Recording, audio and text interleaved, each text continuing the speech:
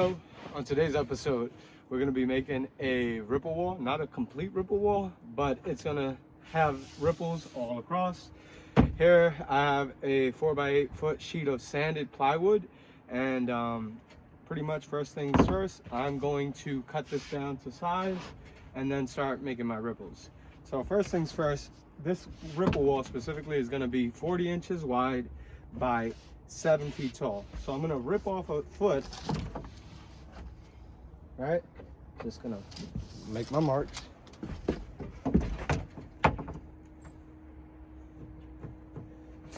So I'm gonna rip off a foot first. I got my mousecraft track saw. I'm gonna score it or make my line, my ground line.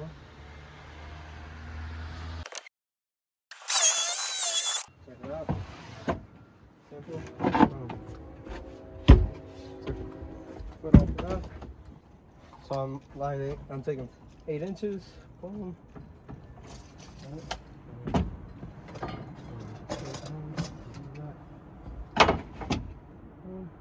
Just so you know.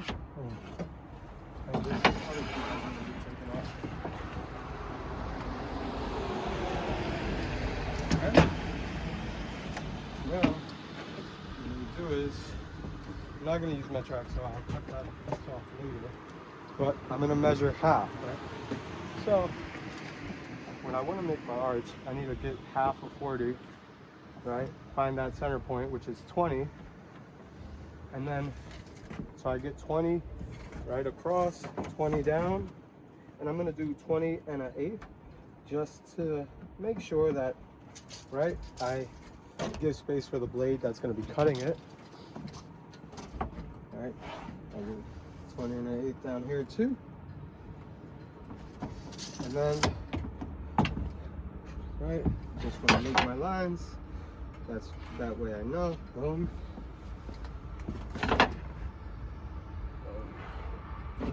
I'm just going to make a straight line across. Sorry if I'm giving you my back. Just trying to do this quick. I made a line across, and what I want to do is first find the center, because that's where my guide pin is going to go for my mousecraft circle jig that you can find linked in my bio. But here is 20. So the mousecraft circle jig is going to go right there, locked in place with a screw, and it's going to cut. You'll see in a second. And right here, this piece is going to be cut off. So now the next thing I want to do is I want to measure, because it's not a full ripple wall, I'm going to measure 8 inches, inch by inch. So, right, in this case, I'm going up to 16 because I'm ripping off, right? So I'm going to do add 8, 9, 10, 11, 12, 13, 14, 15, 16. That's how many lines I need for this ripple wall specifically. You'll see what I mean at the end. And on this side, I'm going to do 1, 2, 3, 4, 5, 6, 7, 8. And now I'm going to go to the bottom as well and mark my lines as well, so that way I know where to line them up when I'm making my ripples. 2, 3, 4, 5, 6, 7, 8, and on this side too. Just want to give you a closer look at what I'm doing here. Right, these are my lines once again for my ripple wall. That's 8 lines there, 8 lines here. This extra excess right here is 8 inches. That's going to be cut off all the way down to the bottom. This ripple wall is going to be 40 inches wide by 7 feet tall. So the next thing I'm going to do, I'm going to leave this cut right here for last. But next thing I'm going to do here is I'm going to cut out my main arch, and then I have to switch my blade and start my ripples. I'm going to use the mousecraft circle guide kit. Not sure if you can see that there. And if you haven't already done so, please subscribe and follow me on Instagram, DaveTheBuilder_, Facebook, DaveTheBuilder, TikTok, DaveTheBuilder_. Once again, right now, what I'm going to be doing is cutting out the main arch and then following through and making my smaller lines. You'll see what I mean in a second. There we go. Lock that in place. What I like to do is I like to lock it where it lines up, and then I do one pass really quick to route it on. That way I know that I'm cutting right where I need it to be cut. Awesome. And then I turn on my router and do like 2 to 3 passes to get that piece off.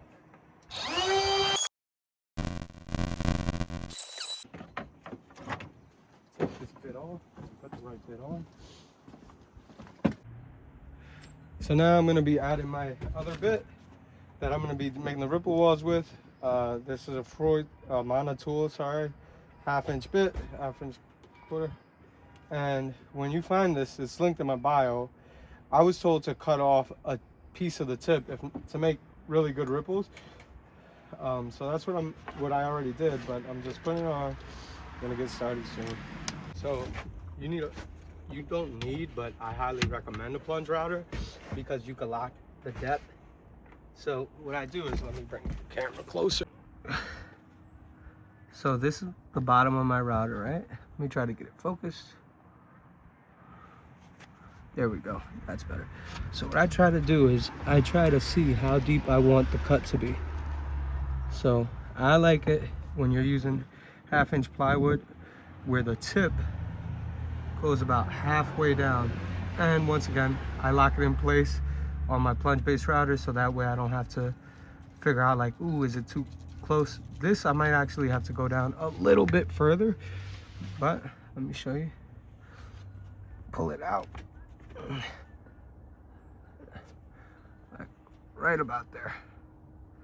So now I'm just gonna start routing. This is gonna take 8 passes, maybe a couple more. And what I'm gonna do is I'm just gonna line it up with that mark that I made at the beginning. All right, so let's see.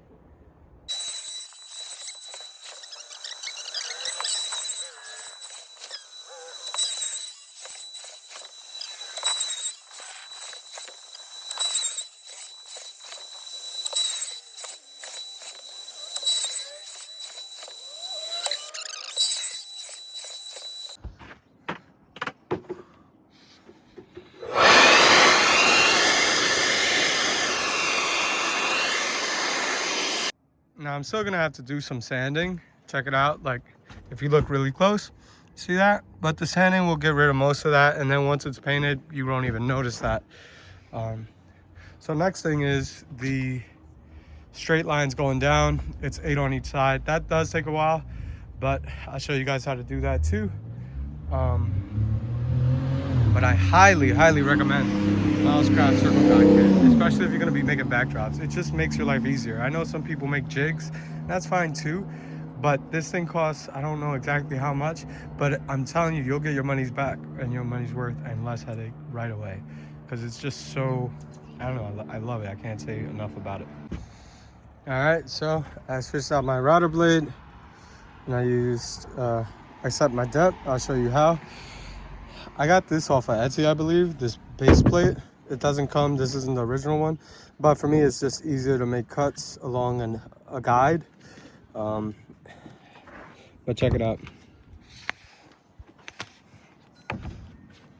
So right now my router fits directly underneath, pretty much flat, which is the goal, so that way it lines up with this.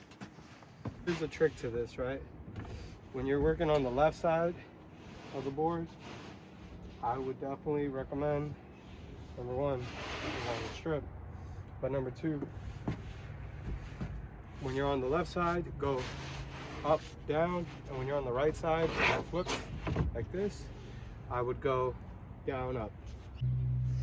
So now I'm just gonna record me cutting the ripple straight line down, and then I'll cut to the other side just to show you what I mean.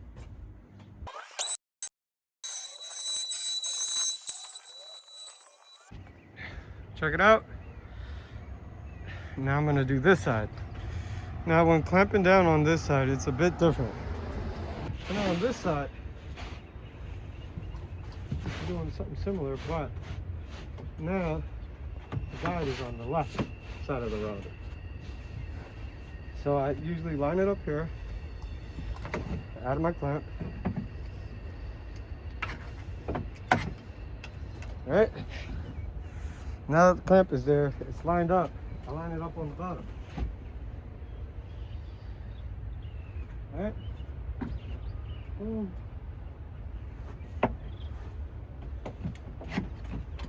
It's lined up on the bottom. Make sure it's still aligned on the top. All right, now I know it's gonna line up here. I start from the bottom on this side. That way, I don't have that issue with the router jumping.